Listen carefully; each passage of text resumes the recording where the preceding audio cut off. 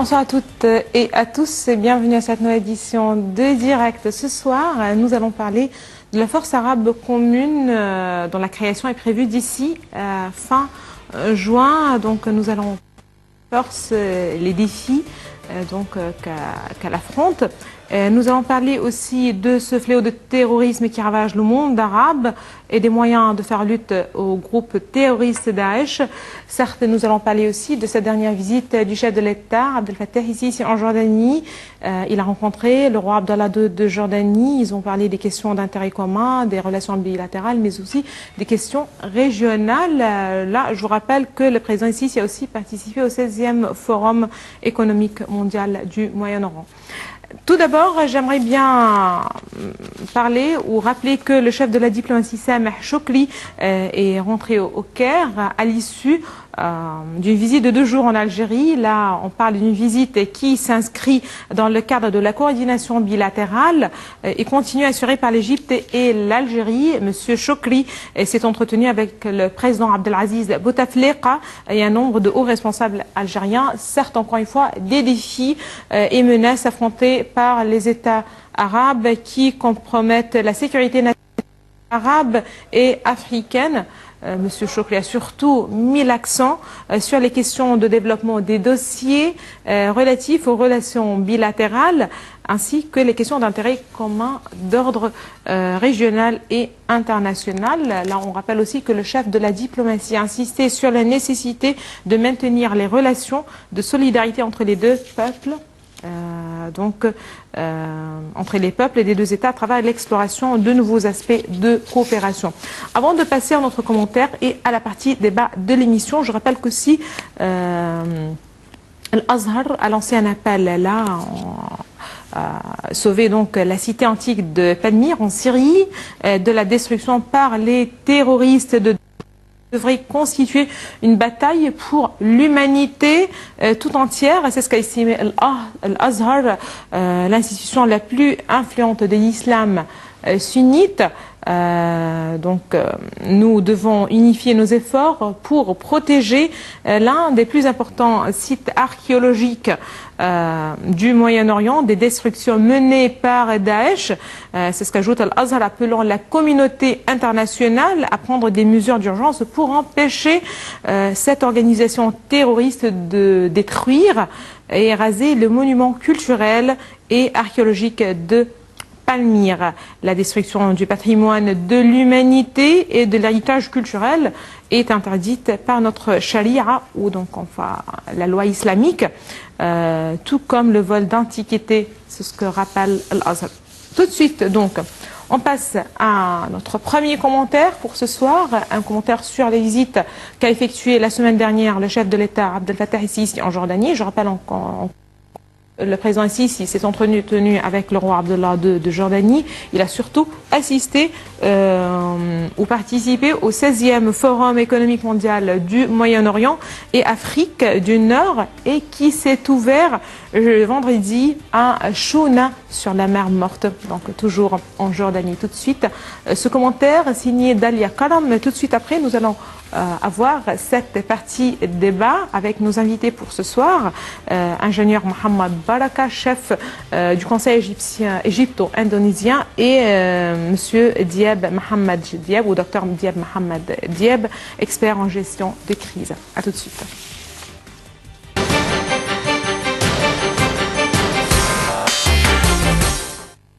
Le roi Abdallah II de Jordanie s'est entretenu jeudi à le président Abdel Fattah el-Sisi de la lutte contre le terrorisme et du processus de paix israélo-palestinien, selon un communiqué du palais royal.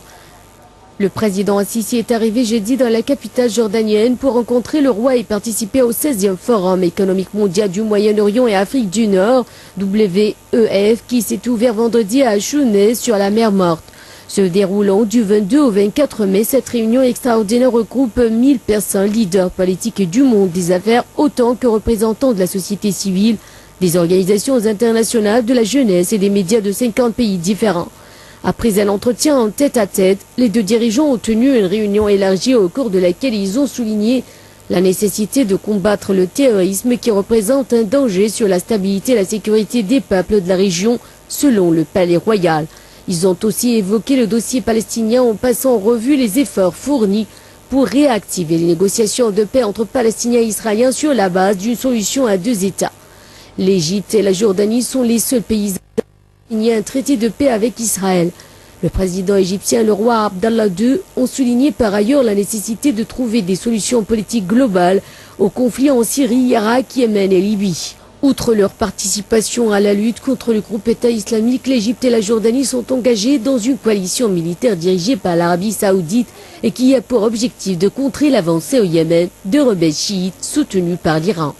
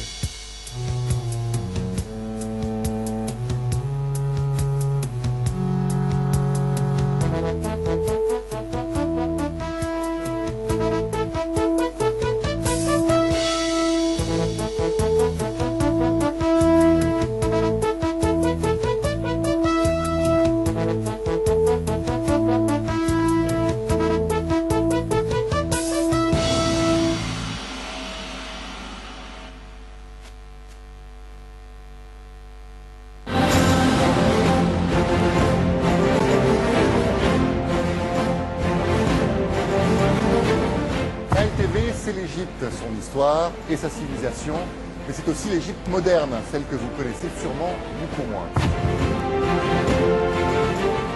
Une chaîne où on parle d'information, de culture, d'art ou d'histoire. Nile TV, c'est aussi une chaîne qui vibre au rythme du sport. Toutes les grandes compétitions nationales et internationales, c'est ici que ça se passe. Retrouvez-nous sur le terrain pour des reportages qui couvrent toute l'actualité locale ici en Égypte. Expositions, concerts, spectacles, toute la culture sur Nile TV International. Nile TV, c'est la chaîne qui vous fait vivre à l'heure égyptienne. Nile TV aborde tous les thèmes qui vous intéressent. Infos, débats ou analyses, c'est sur Nile TV International. Nile TV International, c'est la voix francophone de l'Égypte.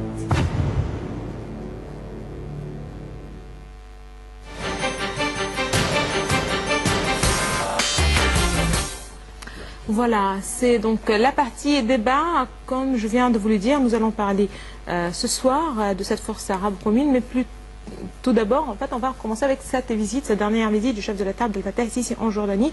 Donc nous allons commencer économie et c'est une discussion qui va se dérouler en arabe. Donc j'ai le plaisir d'avoir avec nous ce soir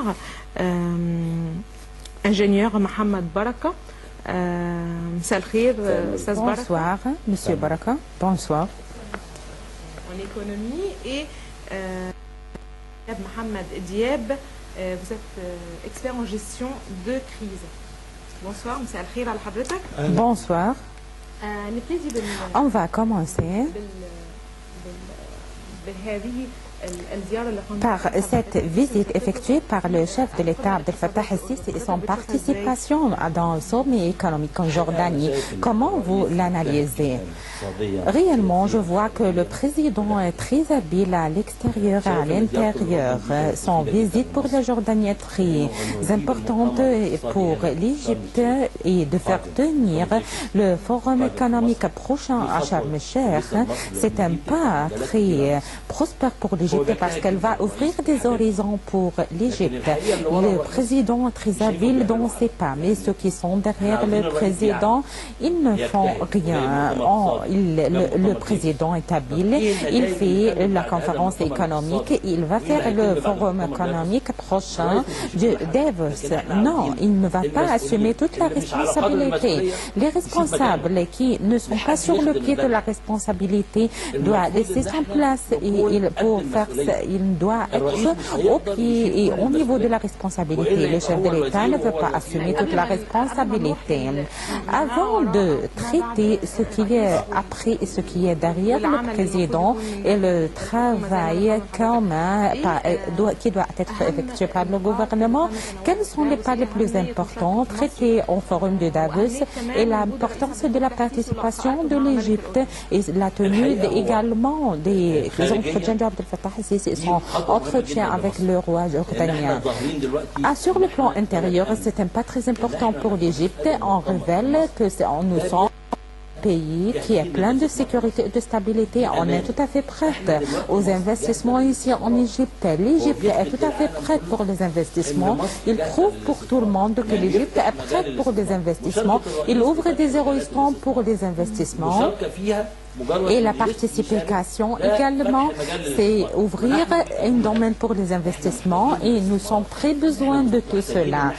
Nous sommes besoin également des investissements et les deux parts et les deux côtés ont besoin beaucoup des investissements. C'est pourquoi les gens doivent sentir qu'il y avait un pays, un État. Ce qu'il a fait Abdel Fattah el-Sisi là-bas à l'extérieur, à l'étranger, il fait sentir tout le monde à l'extérieur qu'il y avait un État qui s'appelle l'Égypte. Auparavant, est tout à fait différent qu'actuellement. C'est le résultat de la visite d'Abdel Fattah el-Sisi en Jordanie, son réunion avec le roi jordanien. Une chose très normale, président et roi doivent s'entretenir pour ouvrir les horizons des investissements. On va commencer pour l'idée des investissements et la participation au forum. Et auparavant, il y avait le sommet du Sharm el-Sheikh dont l'Égypte a pris comme invitation. Comment vous analysez l'ouverture pour les investissements? Ce n'est pas seulement du Golfe et on ne parle pas seulement en ce qui concerne les investissements étrangers, mais il y avait des investissements du Golfe également. On veut savoir quels sont les buts du Davos et pourquoi son fondation. On peut révéler qu'il y avait une certaine différence entre le forum du Davos et la conférence économique à Sharm el-Sheikh. Le forum du Davos est une organisation non internationale et il ne veut pas réaliser des gains, mais il veut faire et réaliser des gains prochains à travers l'afflux du secteur privé et le secteur public. Mais je présente une certaine observation pour le secteur public. Le secteur public s'est disparu et il y avait le secteur privé seulement, soit largeur de l'ampleur ou une petite ampleur selon les politiques économiques suivies à l'intérieur dans les dans ces pays. Le Forum économique du Davos a pour but, en bref, à élever le niveau de l'aise pour les peuples à travers la coopération entre le secteur public et le secteur privé et de mettre également des mécanismes dans ces pays pour prendre le thé unifié afin de faciliter la performance et d'aboutir à des résultats le plus vite possible. Les mécanismes sont unifiés par mondialisation, la manière avec laquelle la gestion des projets, soit au secteur privé ou public, selon qu'il en dit ou selon qu'il est basé pour ce but. On parvient à une chose très importante, laissée par les instituteurs du Davos, c'est le secteur coopératif et les associations nationaux et c'est la force repoussante qui va occuper un pas majestueux primordial d'avoir une économie en parallèle avec l'économie gouvernementale, aspirée par le développement et par la stabilité. L'économie stable essaye de créer un niveau modeste dont il a été créé avec une large ampleur, donc l'économie va être bien sûr. La classe moyenne avec une large ampleur, l'économie va être plus sûre. Tant que les taux de l'inflation également au minimum dans cette catégorie moyenne. Voilà, c'est la conférence de Davos pour la coopération entre le secteur privé pour l'aisement et la satisfaction des peuples. Tandis que la conférence économique égyptienne a un seul but, c'est d'attirer les investissements extérieurs à travers de créer une certaine satisfaction pour les investisseurs. Le dossier sécuritaire commence à se stabiliser.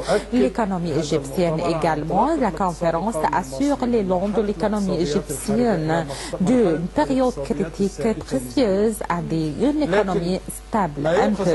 Mais qu'on peut lamenter l'administration égyptienne actuellement, que les mécanismes de la gestion de l'économie ne coïncident pas avec l'État et les conditions de l'économie. Les mécanismes de la gestion de l'économie, ce sont des mécanismes stables, mais également la gestion qui se sont stabilisées probablement a besoin plus de travail, soit par les prédictions, soit par l'administration des dons. L'ingénieur Baraka,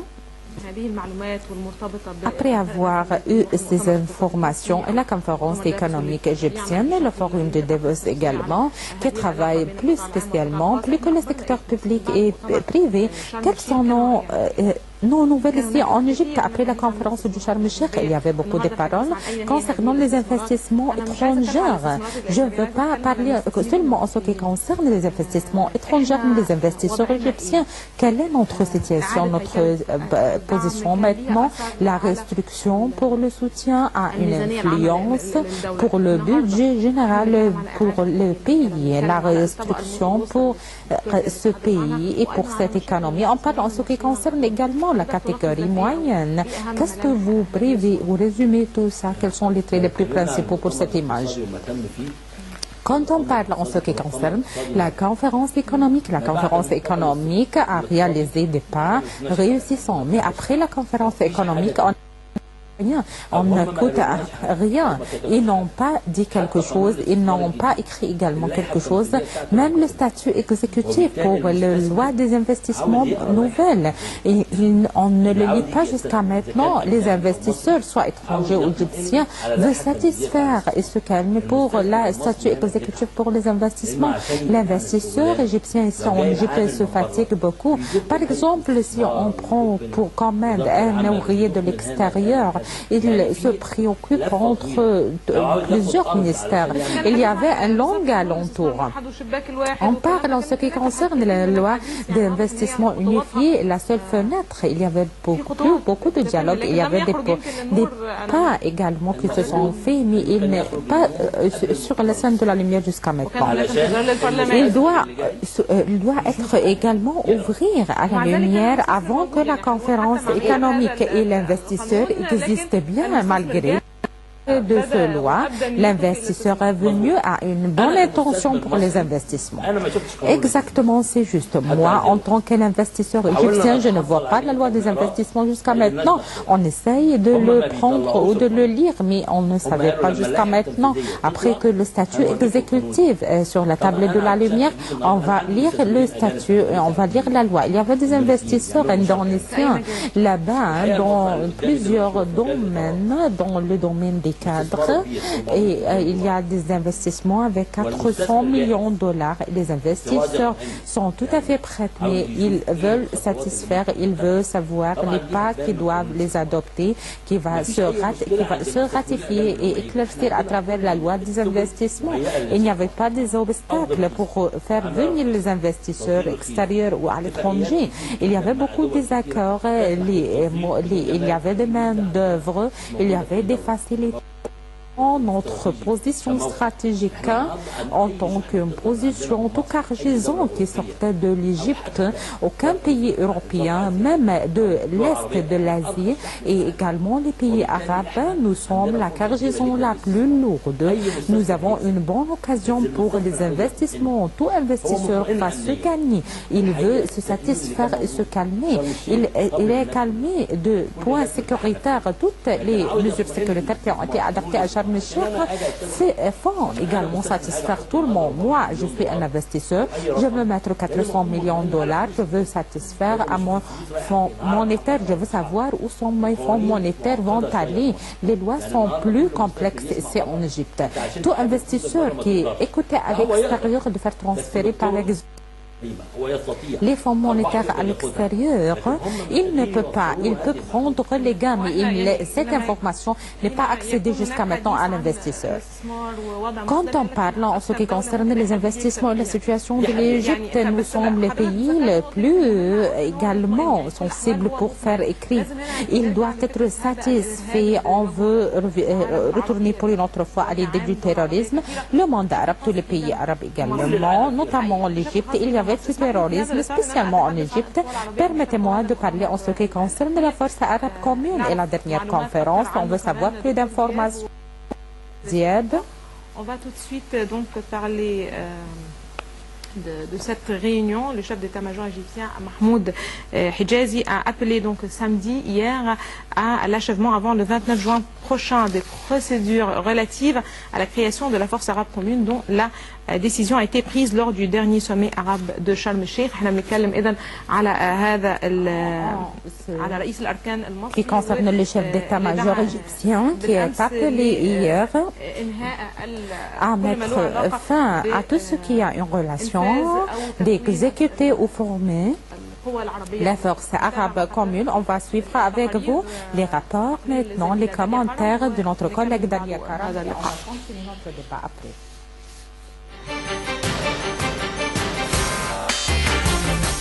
Le chef d'état-major d'armée a et samedi 23 mai au siège de la Ligue arabe, leur deuxième réunion pour faire le point sur l'avancement du projet de création de la force arabe de défense commune. Le chef d'état-major égyptien Mahmoud Hijazi a appelé samedi à l'achèvement avant le 29 juin prochain des procédures relatives à la création de la force arabe commune dont la décision a été prise lors du dernier sommet arabe de Sharm el-Sheikh. Le responsable militaire égyptien a lancé cet appel au cours de la deuxième réunion des chefs d'état-major des pays membres de la Ligue arabe qui s'est ouverte samedi matin au siège de l'organisation pan-arabe au Caire. C'est la deuxième réunion du genre depuis l'annonce à l'issue du sommet de la Ligue arabe en mars dernier du projet de création de la force arabe de défense commune. Cette réunion, destinée à faire le point sur l'état d'avancement de ce projet tant attendu, s'achève le 24 mai. Les participants doivent se pencher sur les mécanismes de la formation de la force arabe commune et la mise en œuvre des résolutions du sommet à ce sujet. Lors de leur première réunion, le 22 avril, les chefs d'état-major arabes avaient entamé l'examen de la mise en place d'un mécanisme collectif permettant à la force pan-arabe d'intervenir rapidement en cas de nécessité à la demande des pays concernés sans qu'ils soient portés atteinte à leur souveraineté et à leur indépendance. À l'ouverture de leur première réunion, le secrétaire général de la Ligue arabe, Nabil El-Arabi, avait déclaré que la force arabe conjointe n'était en aucun cas une alliance ou une armée dirigée contre un quelconque pays, mais d'une force destinée à lutter contre le terrorisme et maintenir la sécurité et la stabilité de la région. L'idée de création du force arabe de ne date pas d'hier. Néanmoins, elle était restée lettre morte. Les derniers développements survenus au Yémen après l'Irak et la Syrie, entre autres pays arabes en proie aux visées expansionnistes de la République d'Iran et de Daesh, ont remis sur le tapis ce projet qui constituera un bouclier contre les menaces pour les 22 États membres de la Ligue arabe.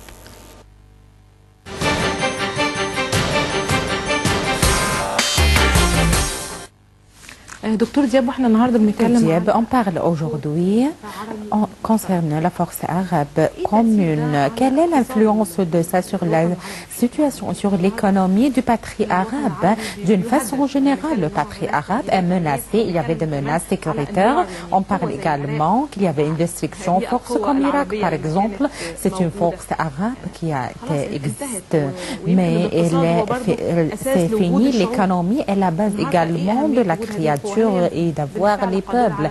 Quelle est l'importance de cette force à défendre les pays arabes menacés? Ensuite, ces pays vont se renaître économiquement, socialement et tous les axes.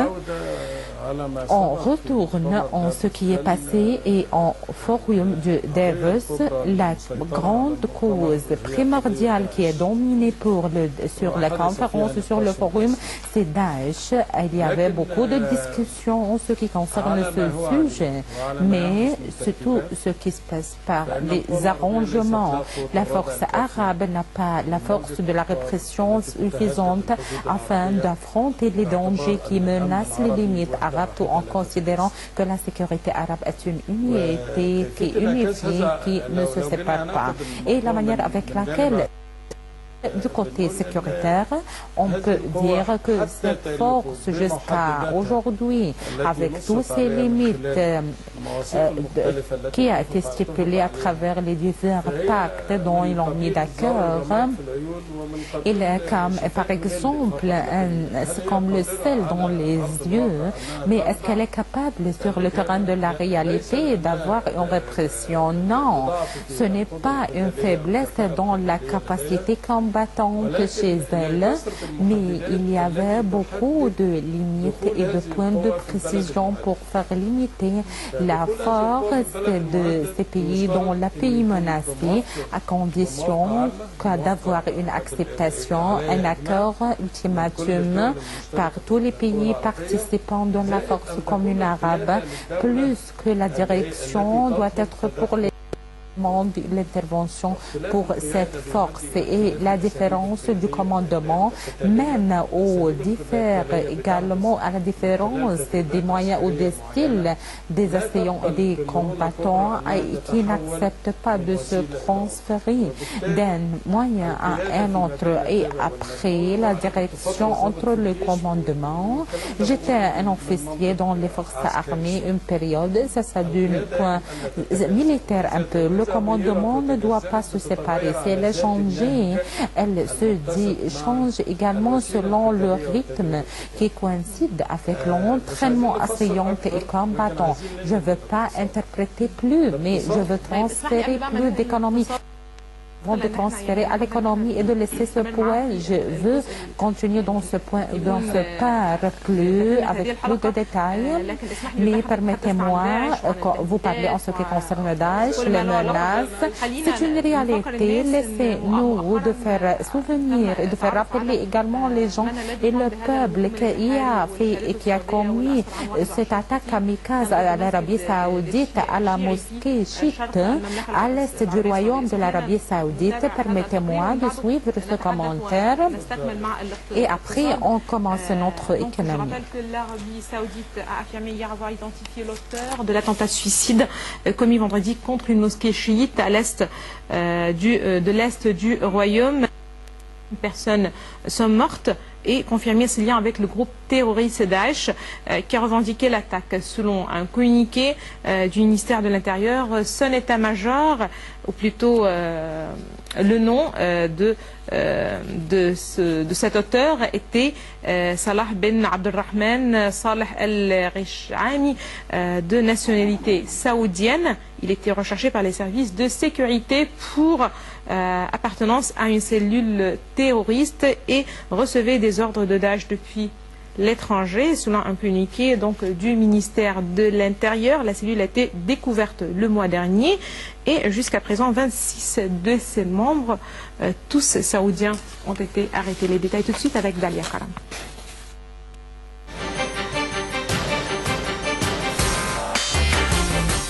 Avait encore été atteinte sur son sol par une action du groupe dit djihadiste.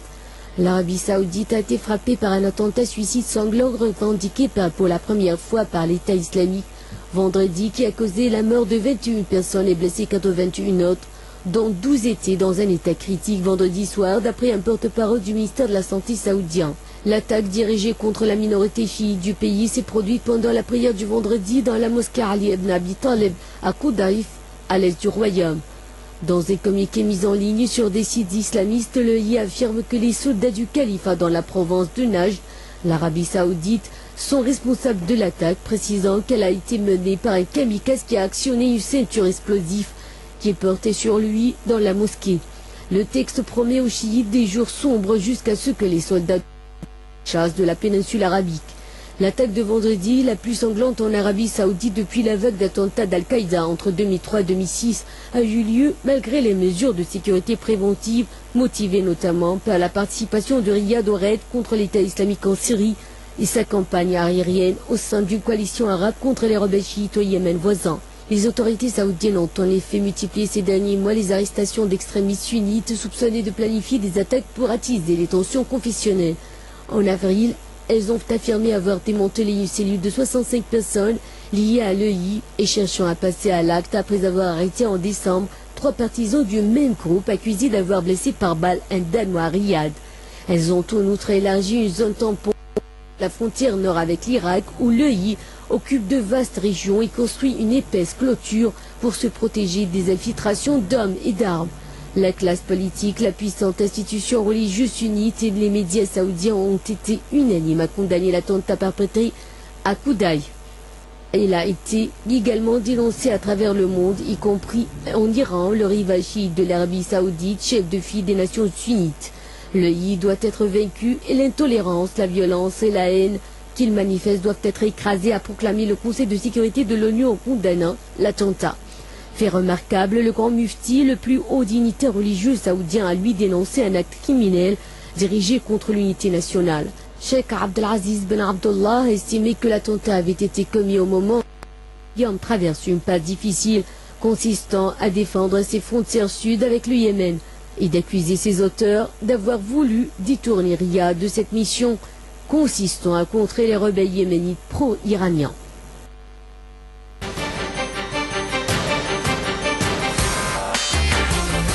Retour avec nos invités pour ce soir, Dr Diab Mohamed Diab, expert en gestion de crise, et ingénieur Mohamed Baraka, expert en économie. Et pour vous, l'ingénieur Baraka, quand on parle, ce que témoigne tout le patrie arabe et cette force arabe commune qui est spécialiste pour la défense arabe commune. Et par exemple, un pays comme l'Arabie Saoudite, qui n'était pas menacé auparavant, quand on parle en ce qui concerne la relation entre l'économie et la stabilité politique, est-ce que ces pays sont prêts pour faire fixer et spécialiser tous ces fonds monétaires? Les autres pays n'ont pas la même situation. Est-ce qu'ils sont prêts à spécialiser tous ces fonds monétaires pour défendre leur sécurité au lieu de relancer leur économie à l'ombre de toute cette instabilité mondiale? L'union entre les Arabes, s'ils ne se unifient pas, ils se sont menacés. Cette unification est une force véritablement. Elle est venue en retard, oui, bien sûr. On ne s'unifie pas depuis 1970. En 1973, les Arabes s'unifient avec nous. C'est une cause primordiale pour notre triomphe et notre victoire. Nous sommes une force économique majeure. Nous avons une influence sur tout le monde. Les pays riches, on ne peut pas dire que vous êtes riche et moi je suis pauvre. Non, on doit aider tout le monde, se coopérer tout le monde, pauvre et riche. Le pauvre va se jeter et le pauvre va se jeter. Personne va aboutir à quelque chose. On doit s'unifier. L'unification est une force. Les Arabes, cette force, c'est une force économique. Même si ce n'est pas une force militaire suffisante, c'est une force économique suffisante tant qu'il peut. Nous avons une influence sur l'économie mondiale. Il y avait des pays influençants. Par exemple, il y avait des pays, s'ils retiraient leurs fonds monétaires, comme par exemple, leur économie va se jeter. Notre unification est une force. Est-ce que nous avons cette capacité et cette préparation pour assumer la responsabilité? Par exemple, ici, on fait retirer les fonds monétaires d'une force économique majeure.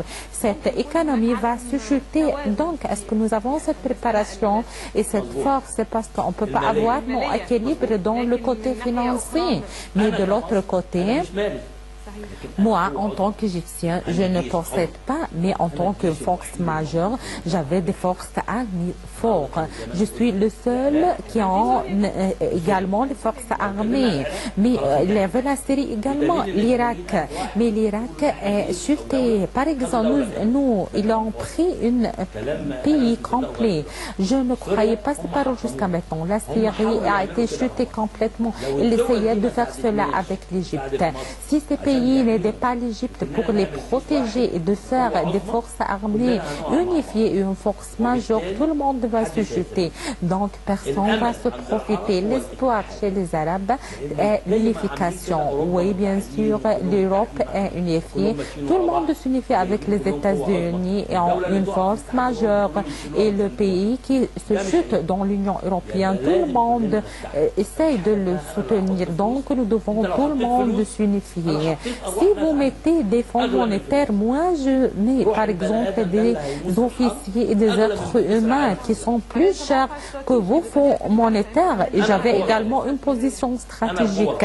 Je suis la force majeure. L'Égypte est la force majeure. Tous les Arabes doivent s'avouer de tout ça. L'Égypte est la force majeure du côté militaire. Tout le monde doit s'unifier. Si tout le monde ne s'unifie pas, tout le monde va se jeter. Et les Arabes vont se nourrir. L'unification est très en retard. Nous devons aider ceux qui doivent aider et doivent donner à ceux qui n'ont pas. Par exemple, dans le monde, on dit également le riche doit donner aux pauvres. Je vous protège et vous me protégez, je vous aide pour également être du côté militaire très fort. Les intérêts sont communs. Et la stabilité également de l'Égypte et également la stabilité de tous les Arabes et le contraire est juste et tous les pays sont menacés. Par exemple, l'Arabie Saoudite. Oui, l'Arabie Saoudite est devenue menacée. Le Golfe avec le Yémen et à l'intérieur de leur territoire, c'est la première attaque. Toute la force majeure est menacée. Tout le monde qui pousse ça. Qui a fondé Daesh et les outils également. Qui a créé Ben Laden et qui a construit Ben Laden, vous l'avez tué. Vous construisez et vous détruisez. Ces histoires ne sont pas claires. L'unification, les Arabes ont un seul espoir, c'est de s'unifier. Personne ne peut dire que vous avez des fonds monétaires, je n'ai pas de fonds monétaires. Je vais retourner pour une autre fois pour Dr Dieb et Davis, la préparation de l'Égypte pour le forum économique mondial prochain dans aucun autre pays. Quand vous parlez en ce qui concerne la coopération entre le secteur privé et le secteur public, c'est ce plus qui est intéressé. Un forum comme Davis, aujourd'hui, l'Égypte donne la priorité pour quel axe dans l'économie, par exemple, elle se retrait du secteur public ou elle soutient les deux secteurs. Comment vous analysez, comment vous voyez? En Égypte, il n'y avait pas un secteur public. Je vous remercie. Il y avait un secteur des travaux gouvernementaux. Dans les années 60, il y avait un secteur public ou secteur général, mais elle s'est finie dans tout le monde. J'ai une certaine perception ici en Égypte à une normalité spéciale dans le secteur public et sans fin. Mais soit on veut ou on ne veut pas, et dans une certaine période, il y avait un certain déficit budgétaire dans l'économie. C'est pourquoi on prend comme aide les fonds monétaires étrangers pour le financement, et leurs conditions principales pour le financement, c'est la liquidation du secteur public à travers l'expérience de la spécialisation qui nous coûte très cher. C'est une expérience également qui existe dans le marché progressif et dans les économies. Oui, bien sûr, aucun également régime, soit communiste, soit socialiste, ou par exemple libéral ou capitaliste, quel que soit leur extrémisme, il n'a aucun défaut, mais ceux qui font ce régime ont le défaut et les points négatifs. Ne prenez pas les privilèges du système A et les privilèges du système B pour mettre un autre système. Non, ce n'est pas juste du tout. Prenez le système et le régime de A à Z, par exemple, du début jusqu'à la fin, ou le renonce. On dénonce et on laisse le secteur public dans une certaine période temporaire, vu des démonstrations pour la banque, également monétaire internationale, et on essaye d'avoir recours aux mécanismes du marché et aux économies du marché qui ne sont pas pires, mais prenez les mécanismes du marché comme il faut, prenez le système de la spécialisation et ne essayez pas de fonder un système pour le secteur des travaux publics. S'il y avait une certaine diminution, vous êtes responsable pour la sécurité nationale et à travers cet axe. Le secteur public prenait un certain nombre de compagnies dans la filature et le tissage, par exemple, le secteur électrique. Et malheureusement, le service est détérioré et pire et ne s'élève pas au niveau du consommateur dans les conditions normales, et on doit reviser et jeter la lumière une autre fois dans ce fait. On disait maintenant qu'il n'y avait pas public, il y avait un secteur privé, un secteur général, public. Voilà, ce sont les compagnies qui se sont transférées et être gérées sous la gestion de pays. Est-ce qu'il y avait une bonne administration compétente? Non, bien sûr, parce que les rapports de la performance est une performance pire. On n'a pas besoin de la performance. Il y avait tout ce qui traduit cette performance et la situation. Je veux dire une toute petite chose. On n'avait pas espoir d'avoir une économie bien équilibrée, tant que l'élévation des prix et les marchandises pour faire affluer ces prix. Où nous sommes de cette économie équilibrée? Vous êtes un homme d'affaires qui existait bien dans le marché. Est-ce que vous êtes satisfait de la situation du marché aujourd'hui, le mouvement par exemple de l'achat et du vendage, et également la capacité de l'homme ou de l'être humain ou du citoyen moyen, et la capacité également de la manière avec laquelle on sait de combattre l'élévation des prix. Je veux parler concernant la spécialisation. La spécialisation est faux. Il commence par exemple par les compagnies qui riches et ils les vendent avec un bas prix, et ils laissent les compagnies qui ne gagnaient pas et ils les laissent. Les gens qui spécialisent ces compagnies, on doit les juger, on doit les juger parce que c'est une perte, c'est un vol. Il y avait des paroles en ce qui concerne les bâtiments, la valeur des bâtiments archéologiques. Ce sont des voleurs, ceux qui ont vendu les compagnies premières. l'argent plus que le prix du vent. Quand je commence à spécialiser, donc le vent n'est pas dans le Parlement. Non, bien sûr, le Parlement qui existe n'a aucune valeur, n'a aucun mot également. Ils font ce qu'ils veulent, ils prenaient l'acceptation et l'autorisation. C'est la vérité qu'on doit y dire. Il n'y avait pas un député dans le Parlement qui peut prononcer. Il a des intérêts. Tout le monde a des intérêts. Donc, on doit dire que cette spécialisation, leur base est faux. Le secteur des travaux doit exister bien.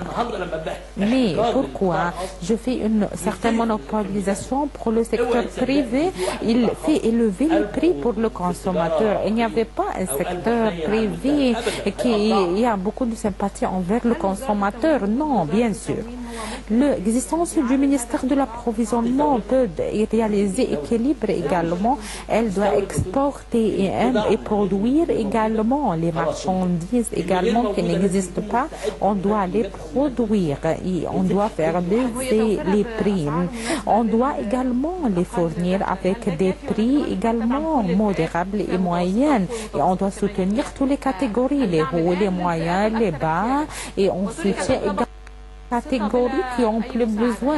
On laisse la catégorie moyenne sans aucune aide. Même ils ne trouvent rien pour manger. Le salaire, par exemple, de l'ouvrier, 1200 et 1500 livres. J'ai beaucoup de sympathie et de pitié envers lui. Ce sont très minimum. Je paye 1200 pour l'ouvrier. Ce n'est pas suffisant du tout. Le citoyen qui a de la catégorie qui a le plus besoin peut vivre avec un bien, par exemple, et de la classe moyenne.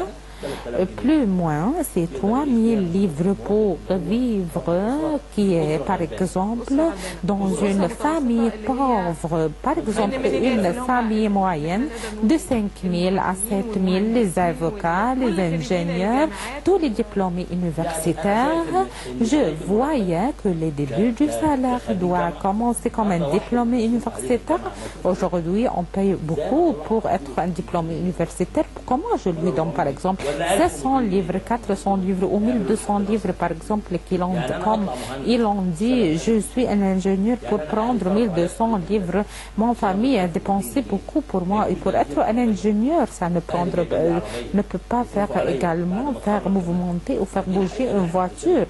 Est-ce que mon famille va payer, il va dépenser également après que d'être un diplômé? La catégorie moyenne qui achète les nourritures, par exemple, 1500 livres, 4 personnes, lui et son épouse et 2 enfants, 3 enfants par exemple, ou 3 personnages seulement dans la famille, ils mangeaient avec combien de pain? On doit restructurer le soutien et le nouveau système de l'approvisionnement va aboutir et va accéder les citoyens égyptiens jusqu'à la catégorie de la suffisante. Je vous remercie infiniment. Ces sujets sont ouverts et on a besoin de vous discuter longuement, mais grâce à Dieu et Inch'Allah, l'image va être plus meilleure, va être plus préférable et on va avoir, après avoir passé quelques mois, quelques années, la situation va être plus stable pour tous les citoyens, soit en Égypte ou hors de l'Égypte. Je vous remercie infiniment. Ingénieur Mohamed Baraka, expert économique et homme d'affaires. On vous remercie également. Dr Diab Mohamed Diab, expert en gestion des crises. On vous remercie infiniment d'être avec nous. Merci aussi de nous avoir suivis ce soir. Excellente soirée à toutes et à tous. Et excellente suite de programme national et international.